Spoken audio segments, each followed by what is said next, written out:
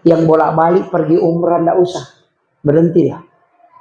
3 kali 1 tahun umrah jangan cukup 1 kali maksimal sekali itu. Saya sampaikan jamaah, banyak yang berbolak-balik umrah, kalau saya jangan. Umrah itu ibadah individu, bukan ibadah amal jariah. Kalau Bapak lakukan 1 kali, pahalanya tidak mungkin bertambah, kecuali naik umrah kembali.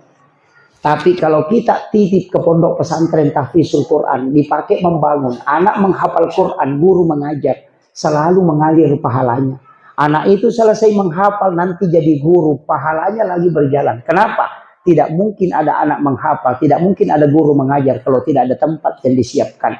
Maka yang menyiapkan tempat itu dapat pahala double tanpa dikurangi orang yang memberi sumbangan di situ. Ini yang banyak orang tidak paham. Bolak-balik pergi umrah 3 kali dalam 1 tahun. Saya mengatakan ibadah sakral kalau dilakukan berulang maka sakralnya akan hilang. Coba tanya yang berbolak-balik umrah, bagaimana perasaannya ketika pertama berangkat dan yang berangkat yang kelima kalinya. Pasti berbeda.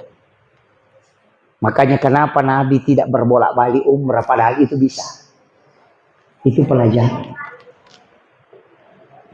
40 juta uang kita siapkan, berapa orang bisa dihidupi?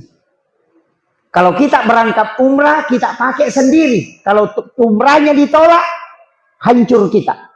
Tapi kalau 40 juta itu dibagi ke 40 orang, masa dari 40 orang tidak ada yang satu yang diterima.